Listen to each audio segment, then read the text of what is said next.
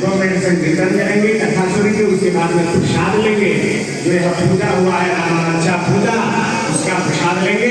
प्रसाद लेने के बाद में ये अपने को प्रस्थान करेंगे और बिना प्रसाद लिए जाएगा। सीताराम जय सीताराम, सीताराम जय सीताराम, सीताराम जय सीताराम, सीताराम जय सीताराम, सीताराम जय सिया राम, सीताराम जय सिया राम। संतन प्राण प्यारे राम, संतन प्राण प्यारे राम, वतन के रखवारे राम, वतन के रखवारे राम। सीताराम जय सीताराम, सीताराम जय सीताराम, सीताराम जय सीताराम, सीताराम जय सीताराम, सीताराम जय सीताराम, सीताराम जय सीताराम। बोलिए श्री सीतारामचंद्र भगवान की जय। आज परम बड़े ही सौभाग्य का क्षण है, बड़े ही सौभाग्य का विषय है कि हम सभी लोग हनुमान जी के श्लोक परम पूज्य श्री नील करोड़ी बाबा के तपस्थली पर श्री रामाचा का भव्य पूजन किए हैं। अवध धाम से पधारे पूज्य गुरुदेव श्री श्री 1008 श्री बलराम दास जी महाराज के पावन सानिध्य में यह दिव्य पूजा संपन्न हुई। हमारे तरुण भैया के द्वारा, मुफ्ती रहमान के द्वारा यह दिव्यादिक पूजा संपन्न हुई। कुछ लोगों का कहना है, वैसे तो समय बहुत हो गया है, सार में कथा सुनाया जाएगा क्योंकि माताएं भी बैठी हुई हैं। और मैं सबसे निवेदन ये भी करूंगा कि कोई भी प्रसाद लिए बगैर नहीं जाएगा, प्रसाद लेकर के जाना है। क्योंकि मुझे लगता है कि यह स्थली पर, नीम करोड़ी बाबा के तपस्थली पर श्री राम आर्चा पूजन होना ही सौभाग्य का विषय है। सौभाग्य है इस क्षेत्र के जनता का ही कल्याण होगा। यह कोई साधारण पूजा नहीं है। यज्ञ करवा लीजिए, बहुत बड़े बड़े यज्ञ करवा लीजिए, लेकिन जब तक हनुमान जी महाराज के सम्मुख बैठ करके राम आर्चा पूजन नहीं करेंगे, राम आर्चा की कथा को श्रवण नहीं करेंगे, तब तक हनुमान जी महाराज प्रसन्न नहीं होते हैं। वैसे हनुमान जी महाराज को प्रसन्न करने के लिए अनेकों उपाय हैं। मंगलवार व्रत रहिए, हनुमान चालीसा का पाठ करिए, सुंदरकांड का पाठ करिए, हनुमान जी महाराज के चौपाई का गायन करिए, हनुमान जी महाराज को चोला लगाइए, सिंदूर चढ़ाइए, लड्डू चढ़ाइए। अनेकों प्रकार के विधान बताए गए हैं। लेकिन शंकर भगवान कह रहे हैं कि अगर हनुमान जी महाराज को प्रसन्न करना चाहते हो, अगर हनुमान जी महाराज की कृपा को प्राप्त करना चाहते हो, तो श्री राम आर्चा पूजन करवा लेना, सुन लेना, कर लेना। अथवा आप समर्थ नहीं है, क्योंकि ये बहुत बड़ा पूजा कहलाता है, कोई साधारण पूजा नहीं है, लाखों का खर्च इसमें बैठता है। तो मुझे लगता है कि सर्वसाधारण जनता यह पूजन करवाने में असमर्थ होती है। लेकिन मैं उनको कहना चाहता हूँ कि जो पूजन करवा नहीं सकते हैं वह इस पूजन में आ जाए, हवा करके केवल श्री राम आर्चा का प्रसाद ग्रहण कर ले, तो उनको पूजन करने का, कथा सुनने का संपूर्ण सौभाग्य प्राप्त होता है। यह मान्यता है। और मैं आपको बता दूं, शंकर भगवान इस संसार में जितनी भी कथाएं, जितने भी गोपनीय रहस्य, जितने भी यंत्र मंत्र तंत्र प्रकट हुए हैं, वह शंकर भगवान के माध्यम से ही, शंकर भगवान के द्वारा ही प्रकट हुए। अगर आपको बोलने का ज्ञान आता है तो शंकर भगवान की ही कृपा है, क्योंकि क्योंकि शंकर भगवान के ही डमरू से वह 14 सूत्र उत्पन्न हुए थे, जिसके कारण हमें शब्द का ज्ञान होता है। तो जितने भी तंत्र मंत्र रहस्य कथा प्रकट हुआ वह शंकर जी के ही माध्यम से ही प्रकट हुआ है, शंकर जी के ही मुखारबिंद से प्रकट हुआ है। लेकिन एक बात बताएं, आनंद की बात ये है कि उसका माध्यम अगर कोई बना है तो माता सती माता पार्वती बनी है। रच महेश निज मानस राखा और पाए सुसमय सती सम भाखा। ये श्री रामचरित मानस की जो रचना हुई थी, शंकर भगवान के द्वारा एक रचना हुई थी। शिव संहिता उठा करके देख लीजिए, अनेकों रहस्य जो रचना किए गए हैं आज जो लुप्त हो गए हैं। जथा तथा किसी के पास कुछ ज्ञान है तो वह भी परंपरागत है। बहुत सारे ज्ञान, बहुत सारे तंत्र, बहुत सारे मंत्र, बहुत सारे यंत्र, बहुत सारी कथाएं लुप्त हो चुकी हैं। लेकिन हम सभी सौभाग्यशाली हैं। क्यों? क्योंकि अगर भगवान की भक्ति प्राप्त करना है तो भगवान की शक्ति का सहारा लेना पड़ेगा। और भगवान की शक्ति कौन है? शंकर भगवान की शक्ति सती माता है, पार्वती माता है, और श्री राम भगवान की शक्ति सीता माता है। वैसे मैं आपको बताना चाहता हूँ कि जब तक माता सीता की कृपा नहीं होती तब तक भगवान श्री रामचंद्र की प्राप्ति नहीं होती, और जब तक सती माता की कृपा नहीं होती, पार्वती माता की कृपा नहीं होती, तब तक श्री राम कथा सुनने का सौभाग्य नहीं मिलता है। क्योंकि सती माता ही प्रश्न करती है। अगर गाय के बछड़ा ना हो तो गैया का दूध कैसे दोगे? पहले बछड़ा छोड़ा जाता है, और जब बछड़ा जाकर के गैया का दूध पीने लगता है तो गैया माता प्रसन्न हो जाती है। प्रसन्न होकर के अपना सारा दूध, अपना सारा अमृत छोड़ देती हैं, जिसके फलस्वरूप मानव को दूध प्राप्त होता है। मैं निवेदन करना चाहता हूँ कि यह जो रामार्चा की कथा, यह जो रामार्चा का पूजन है, इसकी मध्यस्थता सती माता ने किया है। यह सती माता के ही कृपा से हम लोगों को प्राप्त हुआ है। रामचरितमानस की रचना हो गई। एक बार तो सती मैया अमर कथा सुनी, और अमर कथा सुनते सुनते सो भी गई। पुनः सती माता का शरीर त्यागना हुआ, और दोबारा पार्वती रूप में शरीर धारण की। तो दूसरे जन्म में जाकर के बोली कि हे देवादिदेव महादेव, आपके हृदय में तो अनेकों गोपनीय रहस्य प्रकट हैं, आप जरा मुझको बताइए। पहले जन्म में मैं अमर कथा नहीं सुन पाई थी, मुझे अमर कथा सुनानी थी। तब भगवान शंकर ने माता सती को अमर कथा सुनाया, श्री रामचरितमानस की कथा सुनाई, अनेकों पुराण सुनाए। लेकिन फिर भी माता पार्वती का हृदय नहीं भरा कथा से। तो माता पार्वती ने कहा कि हे प्रभु, कोई ऐसी कथा सुना दीजिए जिससे मानव मात्र का कल्याण हो जाएगा। कोई ऐसा विधान बता दीजिए जो इस संसार में काम, क्रोध, मोह, लोभ से संतप्त है मानव, उनका भी कल्याण हो जाए। क्योंकि इस संसार में जो आया है उसके पास व्यक्ति एक होता है, लेकिन उसके पास समस्याएं अनेक होती हैं। तो कोई ऐसी कथा सुनाइए कि सभी समस्याओं का हल हो जाए और मानव मात्र का कल्याण हो जाए। तब भगवान शंकर प्रसन्न होकर के बोले, हे देवी, अगर तुम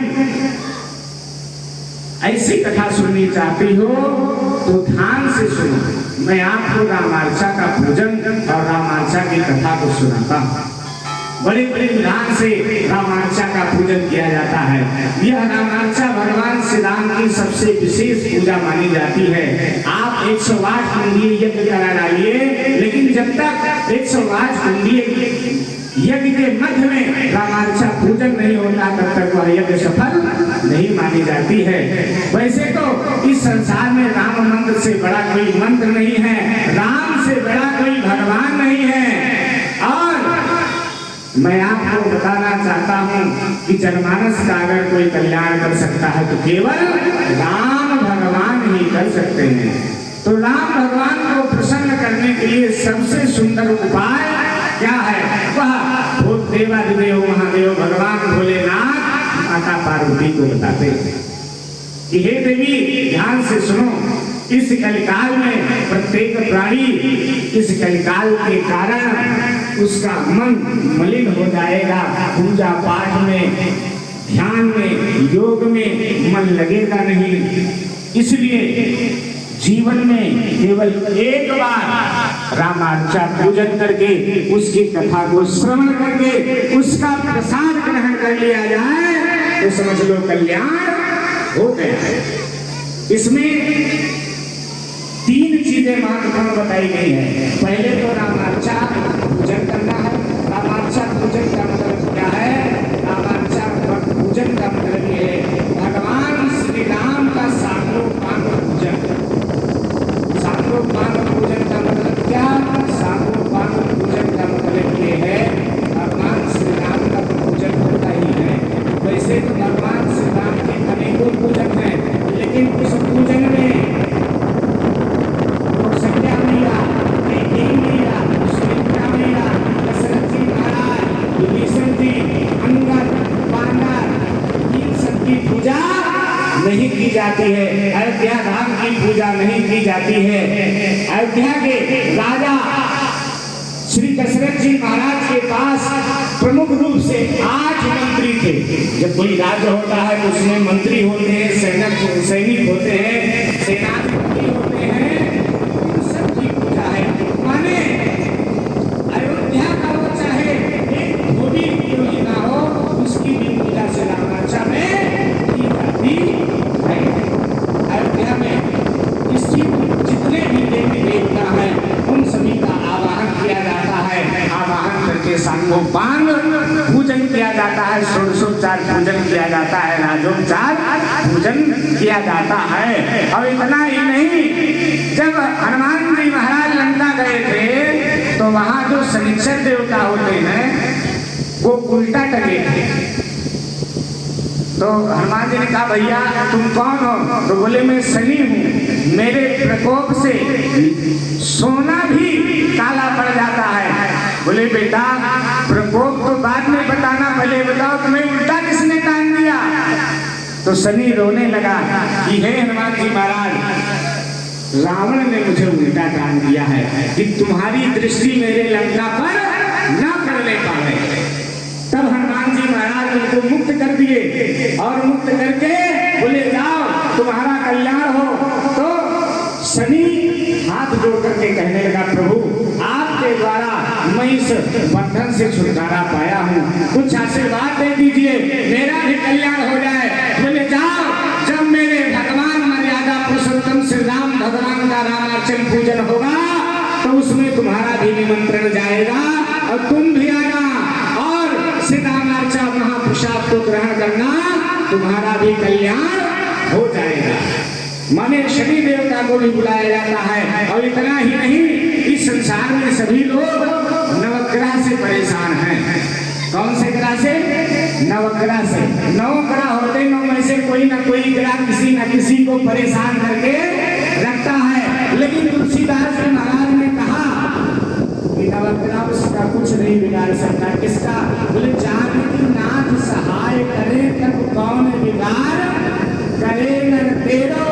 अब ये नवग्रह हो जाएंगे चेलो, चेला बन जाएंगे महाराज का जानकीनाथ की कृपा हो गई। और वैसे नवग्रह में से जो होते हैं, सबसे बड़े ग्रह कौन है? बोले सबसे बड़े ग्रह होते हैं सूर्य होते हैं। और सूर्य माने सूर्य वंश में ही भगवान श्री राम अवतार लिए हैं। इसलिए राम भगवान की पूजा बाद में और सूर्य भगवान के सहित नवग्रह की पूजा पहले की जाती है। ये विशेषता है। सनातन धर्म में 33 देवी देवताओं का आवाहन किया जाता है, पूजन किया जाता है। इस प्रकार से सभी देवी देवताओं का आवाहन, पूजन और फिर सबसे अंत में सबसे लास्ट में भगवान श्री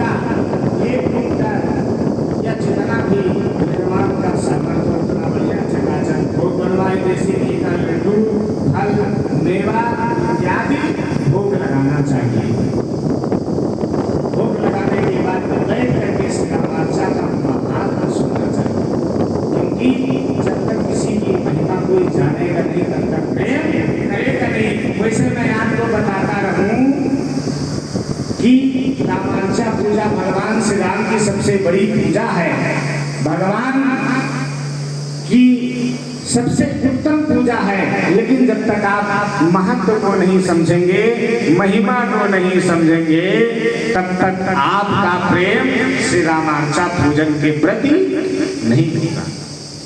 मैं निवेदन करना चाहता हूं आप सभी से कि रामार्चा कथा के मध्य प्रवेश करने के पूर्व एक बार से राम नाम का संकीर्तन कर लें। सीताराम जय सीताराम, सीताराम जय सीताराम, सीताराम जय सीताराम, सीताराम जय सीताराम, सीताराम जय सीताराम, सीताराम जय सीताराम, सीताराम जय सीताराम, सीताराम जय सीताराम। बोले श्री सीतारामचंद्र भगवान की जय।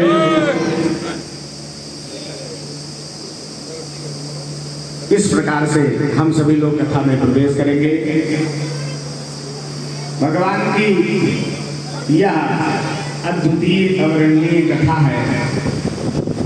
आप रामचरितमानस का पारायण कर डालिए, रामचरितमानस का पाठ कर डालिए, अथवा कुछ भी कर डालिए, लेकिन जब तक रामार्चाया करो यज्ञो रामार्चाया परम तपः, रामार्चाया परम दानम, रामार्चाया परम जपम। महाराज, रामार्चा से बड़ा कोई यज्ञ नहीं है, रामार्चा पूजन से बड़ा कोई तप नहीं है, और रामार्चा दान से बड़ा कोई दान नहीं है, और रामार्चा जप से बड़ा कोई जप नहीं है। और अगर आप चाहते हैं कि आप पुण्यशाली बन जाएं, भाग्यशाली बन जाएं, तो आपको रामार्चा की कथा को अवश्य श्रवण करना चाहिए। क्यों? क्योंकि महासिद्धि प्रदान सौम्यम सर्वकाम फलप्रदम सर्वारिष्टिहरं क्षिप्र सर्वोपद्रव नाशनम। क्या है? महासिद्धि को देने वाला है, सौभाग्य को बढ़ाने वाला है, और सभी कामनाओं को पूर्ण करने वाला ये श्री रामार्चा पूजन और कथा है। और इतना ही नहीं, सर्वारिष्टिहरं, आपके सभी अरिष्टों का हरण करने वाला है। अनेक प्रकार के रिष्ट होंगे। आपको लगता है कि अगर आप बुद्धिमान बनना चाहते हैं तो सरस्वती मैया के पूजन, सरस्वती मैया का पूजन करेंगे। अगर आप बलवान बनना चाहते हैं, बुद्धिमान बनना चाहते हैं, तो हनुमान जी महाराज का पूजन करेंगे। अगर आपको प्राप्ति करना है तो शंकर भगवान का पूजन करेंगे। आपको करना है तो लक्ष्मी मैया का पूजन करेंगे। अनेक प्रकार के पूजन है, अनेक प्रकार की कामनाएं हैं, लेकिन सभी कामनाएं एक ही साथ एक ही पूजन करने मात्र से मिल जाए, वह है श्री रामार्चा भगवान का पूजन, श्री राम भगवान का पूजन, और सभी क्लेशों का हरण करने वाला यह श्री रामार्चा का पूजन है। आदि व्याधि जितने भी आदि दैविक, आदि भौतिक, आध्यात्मिक इस संसार में, संसार के लोग तीन तापों से तप रहे हैं। एक तो आधि दैविक है, और दूसरा आधि भौतिक है, और तीसरा आध्यात्मिक है। तीनों तापों से तप रहे हैं। लेकिन महाराज, जिसने एक बार श्री रामार्चा का पूजन कर लिया, श्री रामार्चा की कथा को श्रवण कर लिया, श्री रामार्चा भगवान के प्रसाद को ग्रहण कर लिया, तो त्रिविध ताप जो इस संसार में है उससे मुक्त हो जाता है। क्योंकि गोस्वामी तुलसीदास जी ने कहा है, दैहिक दैविक भौतिक तापा, दैहिक दैविक भौतिक तापा, राम राज्य का नहीं व्यापा, राम राज्य का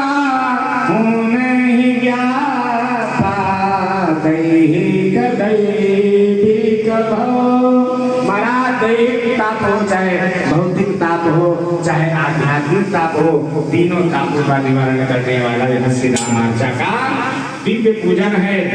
हे देवी, कामना की सिद्धि को देने वाला है, सौम्य और सभी विघ्नों को नाश करने वाले श्री रामार्चा पूजन को मैं कहता हूँ। हे सौम्य, रामार्चा करके कोई मनुष्य दुख नहीं प्राप्त करता है, रामार्चा से बढ़कर कोई यज्ञ नहीं है। इसलिए सभी को रामार्चा का प्रसाद ग्रहण करना चाहिए। कल्याण के चाहने वाले सभी प्राणियों के लिए रामार्चा ही सिद्ध रूपा है। इसे छोड़कर होम, शरबत, तीर्थ, तपस्या, यज्ञ एवं अन्य उग्र तपस्याओं को करने का कोई आवश्यकता नहीं है।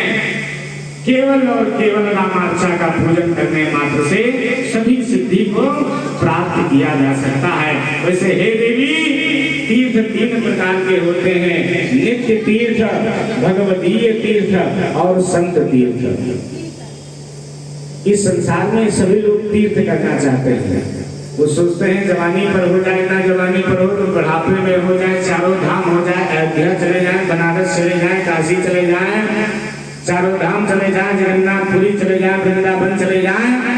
लेकिन जो कहीं नहीं जा सकता है, जो किसी भी तीर्थ में जाने पर असमर्थ है, वह केवल और केवल कहीं पर रामार्चा हो रही हो वहीं पर जाए और 4 परिक्रमा मार करके, मत्था टेक करके साष्टांग प्रणाम कर ले, तो इस धरातल पर जितने भी तीर्थ हैं सभी तीर्थों का पुण्य उसे मिल जाएगा। और इतना ही नहीं है देवी, इस संसार में, इस सनातन धर्म में अनेकों पुराण हैं, अनेकों सदग्रंथ हैं, अनेकों मार्ग हैं। व्यक्ति समझ नहीं पाता है, कभी राम कथा सुनता है, कभी शिव कथा सुनता है, कभी देवी भागवत की कथा सुनता है। इतने पुराण हैं कि एक एक पुराण करके कथा सुना जाए तो व्यक्ति का जीवन बीत जाएगा, लेकिन सभी पुराणों की कथा वो सुन नहीं पाएगा। और अगर सभी पुराणों की कथा सुनने का अगर फल चाहता है तो केवल और केवल एक बार श्री रामार्चा भगवान का पूजन करके कथा को श्रवण कर ले, तो उसे सभी शास्त्रों का, सभी पुराणों का, सभी वेदों का, सभी उपनिषदों का, सभी श्रुतियों का उसे फल प्राप्त हो जाता है। इतना ही नहीं, आगम निगम सभी का पुण्य उसे प्राप्त हो जाता है। श्री राम भक्त भाई बंधुओं, मित्रों और ब्राह्मणों को बुलाकर अर्चन अभीष्ट की सिद्धि हेतु भक्ति भाव को से सबको संतुष्ट करें। बुद्धमान पंचमी पूर्णिमा, द्वादशी, एकादशी को यह जो है कथा पूजन करनी और सुननी चाहिए। वैसे एकादशी तो भगवान श्री राम का ही प्रमुख व्रत माना गया है। अगर भगवान श्री राम के निमित्त कोई व्रत है तो वह एकादशी का है, और एकादशी का दिन सबसे उत्तम दिन श्री रामार्चा का माना गया है। या तो भगवान राम के जन्म के दिन किया जाए नवमी में, चैत्र राम नवमी में, या फिर एकादशी, एक मास में 2 एकादशी आती है, शुक्ल पक्ष की एकादशी, कृष्ण पक्ष की एकादशी। दोनों एकादशी में किसी भी दिन यह भव्य श्री रामार्चा का पूजन और कथा को करनी और सुननी चाहिए। और यह कथा अधिक से अधिक अपने भाई बंधुओं को बुला करके, परिवार के लोग, गांव के लोग, जितने भी लोग हो सके सबको बुला करके, सबको बैठ कर एक साथ बैठा करके सामूहिक रूप से पूजन और अर्चन, बंदन और कथा को श्रवण करना चाहिए। इस प्रकार से हे देवी पार्वती, मैं तुमको एक सुंदर कथा सुनाता हूँ। जैसे सब मनुष्यों को मंगल देने वाली पापनाशनी पूजा पवित्र महात्म से सहित कहता हूँ। मथुरा नगर में एक धर्मज्ञ ब्राह्मण रहता था। कहाँ पर? मथुरा। और मथुरा कोई साधारण भूमि नहीं है, भगवान की जन्मस्थली है। भगवान श्री कृष्ण जहाँ पर विहार किए हैं वो मथुरा है और उस मथुरा में एक ब्राह्मण रहता था। वह पृथुक नाम से प्रसिद्ध था और रोगों से पीड़ित था। अनेकों प्रकार के रोग उसे सताए हुए थे। उस श्रेष्ठ ब्राह्मण ने अनेकों प्रकार के यत्न किए, परंतु वह रोग की बाधाओं से मुक्त नहीं हो सका। इससे उसे बड़ी ग्लानि हुई।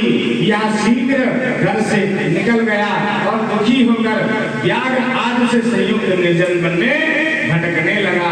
वह सोचने लगा कि यह शरीर को लेकर के मैं जंगल चला जाऊंगा और जंगल में हिंसक पशु रहते हैं और वह मेरा शिकार कर लेंगे, मुझे खा जाएंगे, मुझे इस जीवन से छुटकारा मिल जाएगा।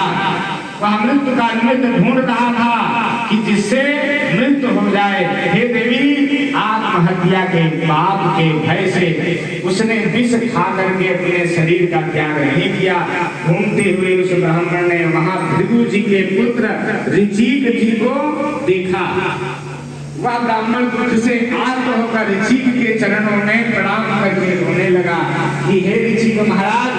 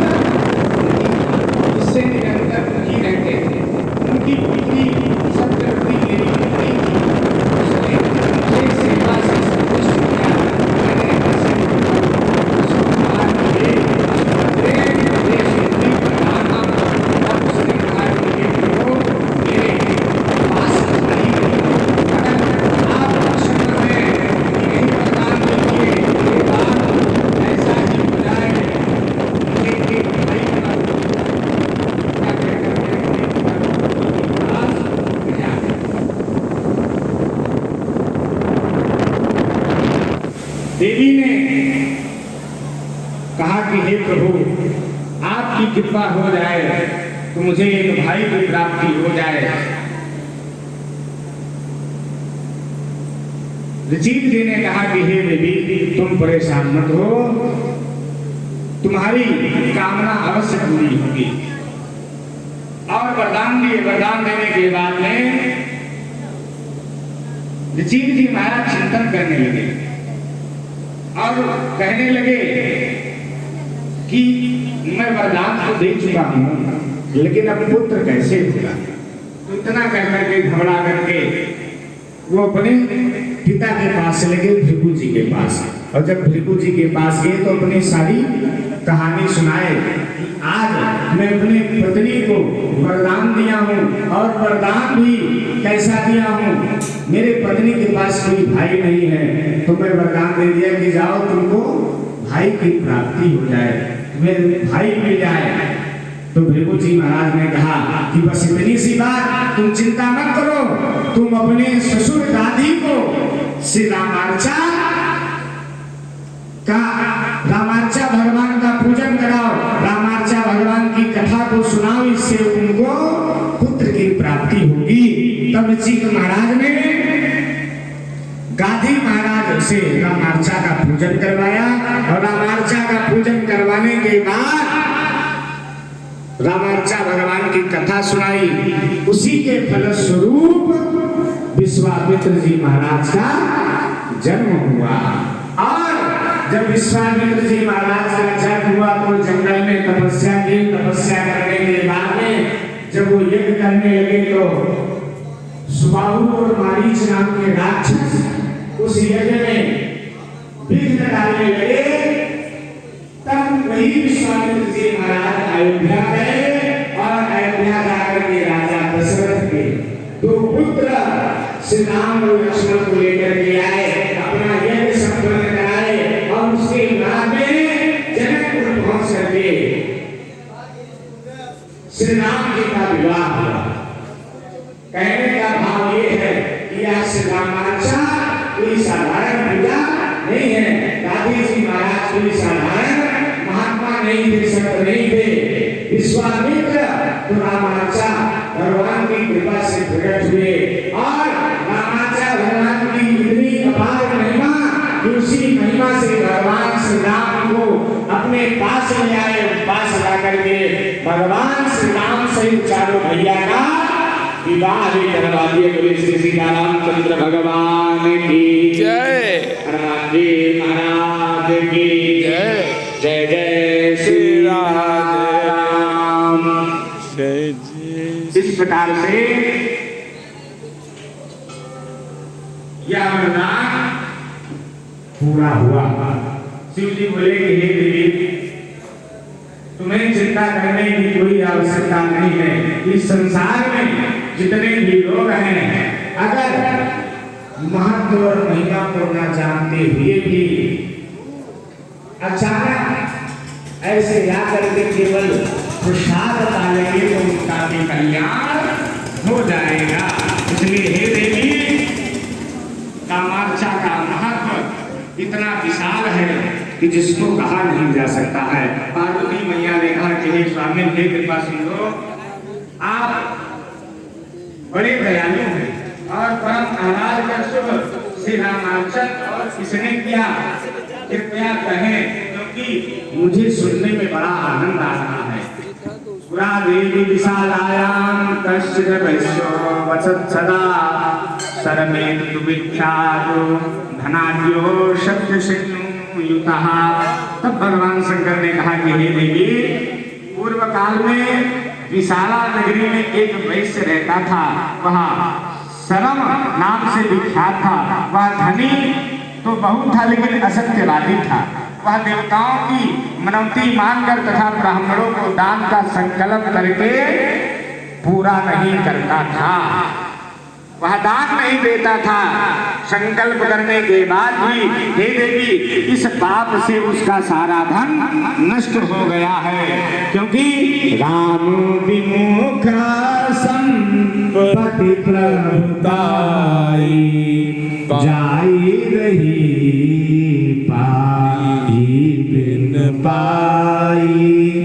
अगर आप कोई संकल्प लेते हैं सन्मार्ग पर चलने के लिए, सत्कर्म करने के लिए, तो मैं आपसे निवेदन करूंगा, अपना संकल्प अवश्य पूरा करें और जीवन में एक संकल्प जरूर लें कि हम जीवन में ये कई बार नहीं लेकिन एक बार श्री रामार्चा का पूजन, श्री रामार्चा भगवान की कथा और श्री रामार्चा का प्रसाद अवश्य ग्रहण करेंगे।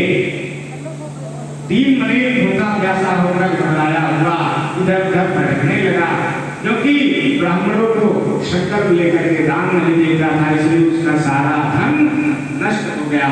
वैसे वह दरिद्र हो गया और दुखी होकर के, त्रस्त होकर के मरने के लिए मन में ठान लिया।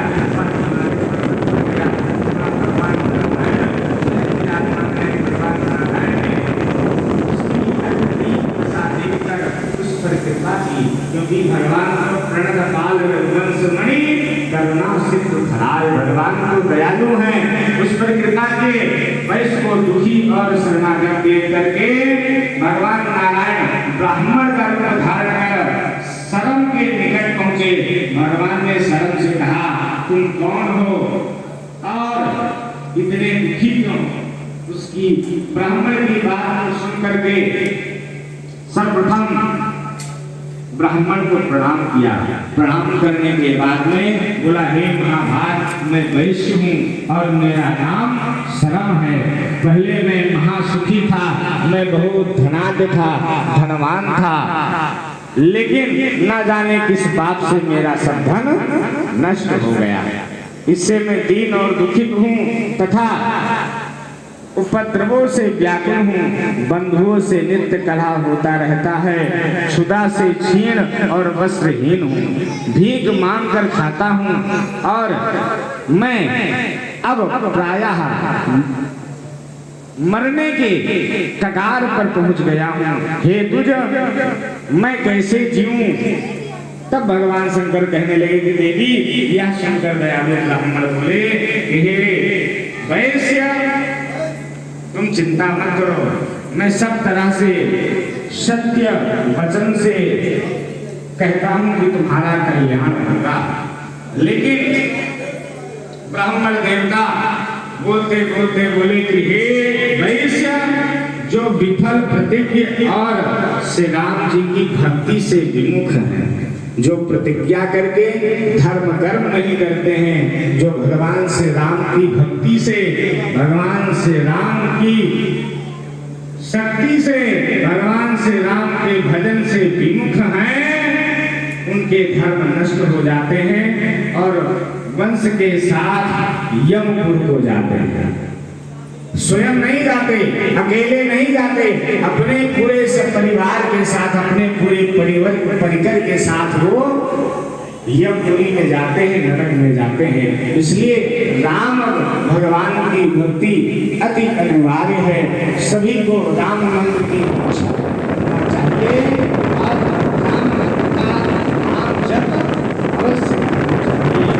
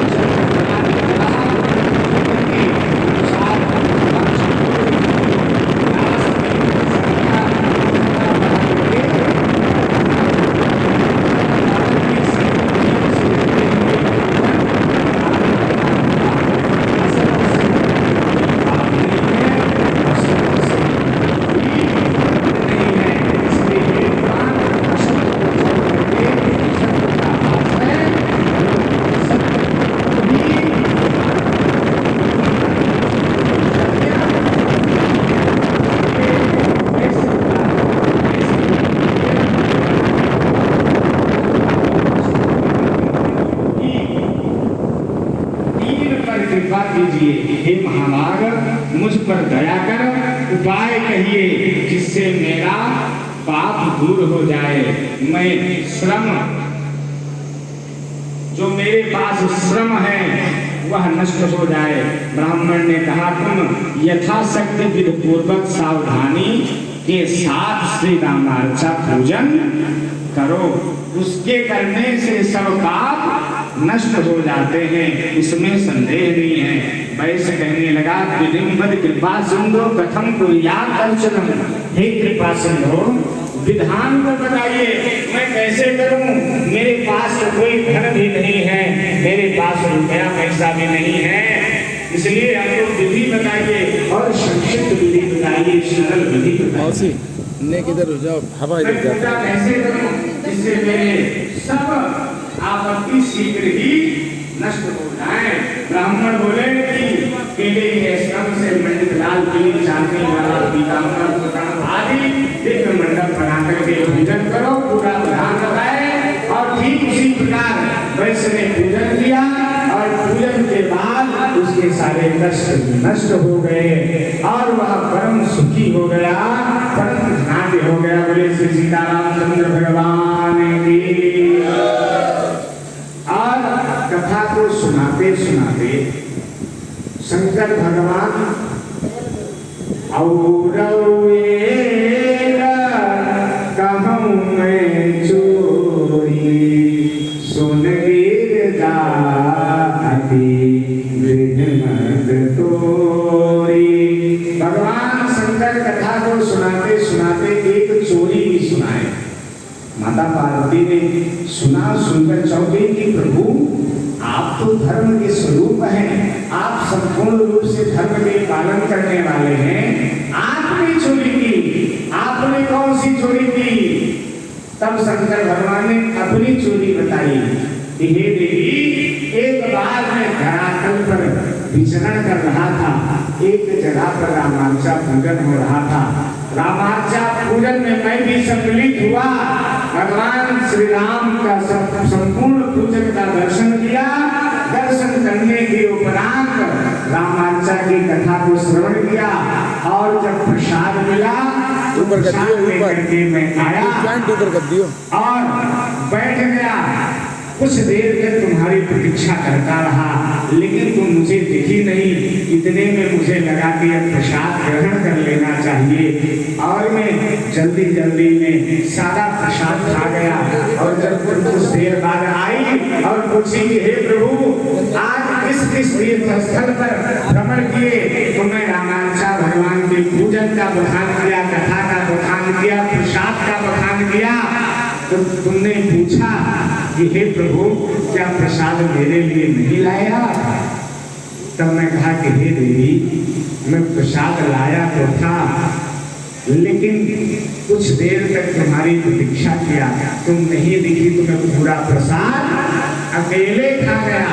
और इतने में तुम नाराज हो गई और नाराज होकर के श्राप दे दी कि जाओ, आज के बाद तुम्हारा दिया हुआ तुम्हारे ऊपर चढ़ा हुआ प्रसाद कोई पाएगा नहीं। तभी से मेरे पास जो प्रसाद चढ़ता है तो उसे कोई पाता नहीं है। माता पार्वती प्रसन्न हो गई और प्रसन्न होकर के शंकर भगवान को श्राप से मुक्त कर दी कि हे शंकर भगवान, आप प्रसाद की बात कर रहे हैं, अगर आपके ऊपर चढ़ा हुआ एक बेलपत्र भी उठा करके कोई अपने मस्तक पर लगा लेगा, ग्रहण कर लेगा, तो उसे इस संसार में आवागमन से छुटकारा मिल जाएगा, उसके शारीरिक सभी कष्ट दूर हो जाएंगे। इसलिए जब कभी भी आप लोग शंकर भगवान के चरणों में जाएं, शंकर भगवान का दर्शन करें, तो प्रसाद के स्वरूप एक बिल्वपत्र उठा करके जरूर ग्रहण कर लें, खा लिया करें, क्योंकि उस श्राप से मुक्ति दिलाने वाली माता जी है। तो शंकर भगवान को भी श्राप से मुक्ति मिली। कैसे मुक्ति मिली? रामार्चा की कथा को जब सुनाए, माता जी सुनकर के प्रसन्न हुई और जब प्रसन्न हो गई मैया, तो शंकर भगवान ने अपनी चोरी भी सुनाई, अपनी गलती भी सुनाई, तो मैया ने उसे क्षमा कर दिया। बोले श्री सीतारामचंद्र भगवान की जय। इस प्रकार से रामार्चा का पूजन, कथा को श्रवण करना चाहिए। अगर आप समर्थमान नहीं हैं और आपको पता चल जाए कि कहीं रामार्चा का पूजन हो रहा हो, तो केवल और केवल एक पुष्प अगर ना मिल पावे तो तुलसी पत्र, अगर तुलसी पत्र भी ना मिल पावे तो हाथ जोड़ लेना कि प्रभु, मेरे पास तो कुछ नहीं है, मैं अज्ञानी हूँ, मैं कुछ जानता नहीं कि तुलसी पत्र किस दिन को उतारा जाता है और कैसे चढ़ाया जाता है, कैसे भोग लगाया जाता है, इसलिए हाथ जोड़ लेना और रामार्चा में चढ़ा हुआ एक लड्डू प्रसाद को ग्रहण कर लेना। उतने मात्र से संपूर्ण फल प्राप्त हो जाएगा। बोले श्री सीतारामचंद्र भगवान की, हनुमान जी महाराज की। और सबसे बड़ी बात तो ये है कि मैं प्रारंभ में आपसे कहा था कि शंकर भगवान को प्रसन्न करने का सबसे अच्छा उपाय, सबसे बढ़िया उपाय क्या है? तो शंकर भगवान, हनुमान जी महाराज को प्रसन्न करने का सबसे अच्छा उपाय क्या है? शंकर भगवान, क्योंकि शंकर और भगवान हनुमान में कोई फर्क नहीं है। रुद्र देह जिनेह बस शंकर भे हनुमान। तो शंकर भगवान को प्रसन्न करने के लिए, हनुमान जी महाराज को प्रसन्न करने के लिए सबसे अच्छा उपाय क्या है? तो बोले कि सबसे अच्छा उपाय तो ये है कि इस रामार्चा का पूजन करो, और पूजन करने के बाद में रामार्चा की कथा को स्वयं सुनो और हनुमान जी महाराज को भी कथा सुनाओ, तो हनुमान जी महाराज प्रसन्न हो जाते हैं। तो अब रामार्चा की पूजा कोई साधारण पूजा नहीं है, बड़ी पूजा है, इसमें बहुत सारे खर्चे लगते हैं, लाखों रुपयों का खर्च लगता है, तो साधारण व्यक्ति तो नहीं करवा सकता है। तो कैसे किया जाए? बोले रामार्चा में अगर तुलसी दल चढ़ा हो, एक लड्डू चढ़ा हो, और वही लड्डू उठा करके हनुमान जी महाराज को खिला दिया जाए, भोग लगा दिया जाए, तो हनुमान जी महाराज प्रसन्न हो जाते हैं। इसलिए राम जी का पूजन होने के बाद में जो राम जी को भोग लगा होता है, माने राम भगवान का जूठन हनुमान जी महाराज को भोग लगाया जाता है, जिससे हनुमान जी महाराज परम प्रसन्न हो जाते हैं।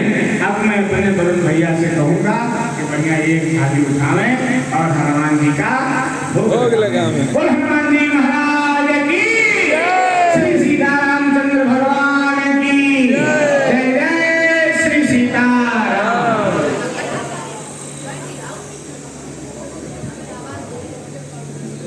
सभी से निवेदन है कि रामार्चा भगवान के प्रसाद को लेकर के अवश्य जाएंगे। जैसे आप लोग इतनी देर तक बैठे रहे, थोड़ी देर और बैठे रहे।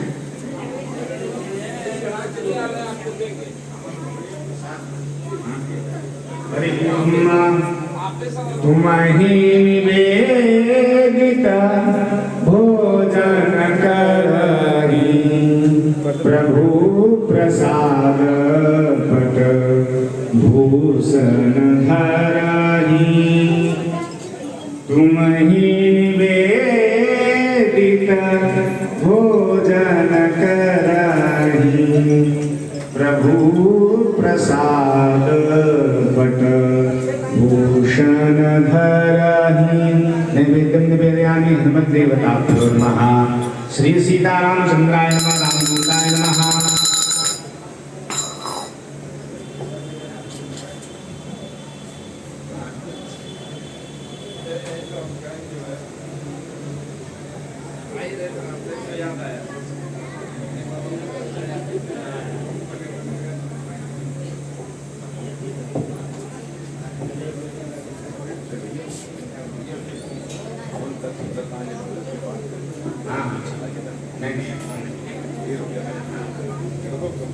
जी जी,